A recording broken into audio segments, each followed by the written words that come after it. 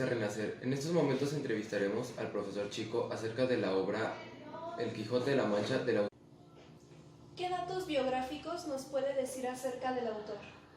Bueno, Cervantes es un escritor español. Él escribió poesía, escribió obras de teatro, escribió novelas y aparte fue un soldado. Él nace en España en 1547. Él, como soldado, participó en una batalla muy importante, que es la batalla de Lepanto, donde él va a recibir 2 arcabuzazos, lo cual le va a dejar una mano tullida, por eso el sobrenombre del Manco de Lepanto. En otra batalla va a ser prisionero, va a vivir bajo ahí el dominio turco hasta que va a ser liberado, y posteriormente pues ya se va a dedicar a escribir.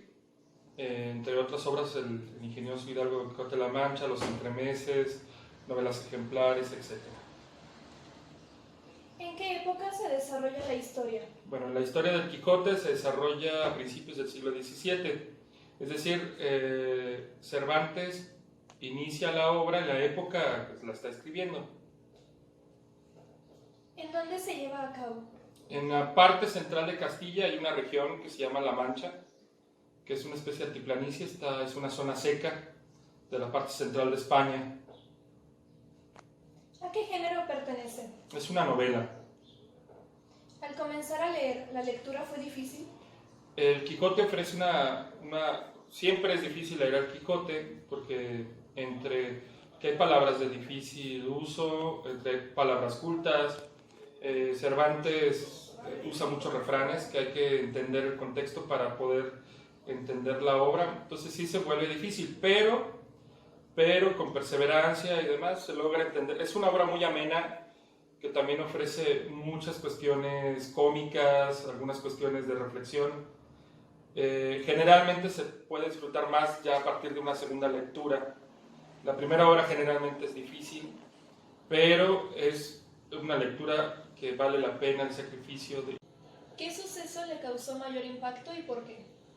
Dentro de la historia, el suceso que más me impactó fue cuando Sancho Panza se vuelve gobernador de la ínsula de Barataria, porque aún contra todos los pronósticos de quien lo había puesto, es un excelente gobernante que ve por el pueblo, ve por las circunstancias que se ven. Entonces es muy interesante y muy importante entender cómo la cuestión de tener clarísimo cuál es el bien común y cómo aplicarlo, pues nos lleva a un buen gobierno. ¿En algún momento la lectura le pareció monótona? No, la misma dificultad de la lectura y lo mismo interesante bueno, en mi caso logró interesarme y seguir ahondando, leyendo, entre un diccionario, entendiendo las frases, etc. Entonces vuelve un reto, en mi caso. ¿Cuál fue su parte favorita del libro? Mi parte favorita, pues tengo varias. Creo que todo el libro lo he leído varias veces. A veces leo una parte, a veces leo otra. Es un libro bastante complicado, con muchas aristas, que realmente me cuesta trabajo escoger una sola parte. Desde la lucha que tiene Quijote con los gigantes que son molinos, hasta la escena donde se pone a guerrear con las ovejas pensando que es un ejército, cuando se enfrenta por ejemplo a este caballero de Lolanca Luna o de los espejos. Es muy interesante ver cómo juega la realidad con la ficción, y entonces realmente la obra es tan complicada que no logro escoger una parte que me interese de manera particular. ¿Por qué considera que este libro es un grande de la literatura? Porque no solamente representa al español o a los que hablamos español, sino representa a cualquier ser humano. De hecho, hace algún tiempo conocí a un maestro japonés, y él me decía que en Japón es muy leído el Quijote, pero ellos ven que la actitud del Quijote es como de un samurái, el dar la palabra, el respetarla, la lucha nunca darse por vencido. Es decir, creo que el Quijote puede representar a cualquier ser humano sin importar la época, sin importar la cultura. Eso hace que el Quijote realmente sea un clásico. ¿Nos puede dar una breve explicación de la psicología de los personajes principales? Es demasiado complicada. Tenemos al Quijote, que es un cuate que ha perdido la cordura, pero que actúa con mucha cordura. Esa es la paradoja. Es decir, él para poder como moverse en la realidad, tiene que inventarse un mundo alterno.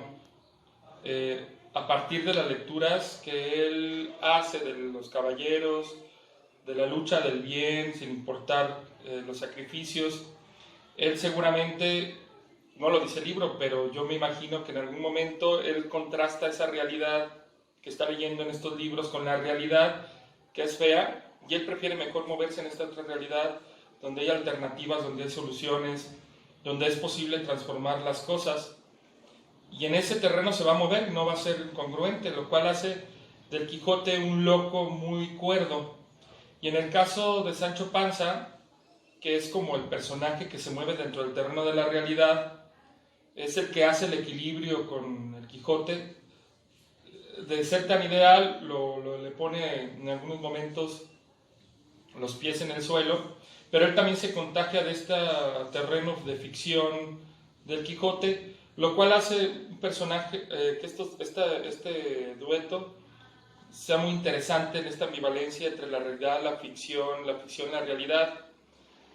Y realmente creo, desde mi punto de vista, que esto es ser quijotesco, es decir, cómo movernos en la realidad, en un mundo de ficción que a su vez nos regrese otra vez a la realidad y poder transformarla, porque a final de cuentas la realidad en sí es muy complicada, es un caos, es complejidad, y en el momento que nosotros nos movemos en un terreno, en una realidad que interpretamos, que podemos darle sentido, en ese momento estamos con la opción de poder realmente que las cosas se transformen, y es realmente lo que nos enseña, o es uno de los aspectos de la psicología tan complicada del Quijote.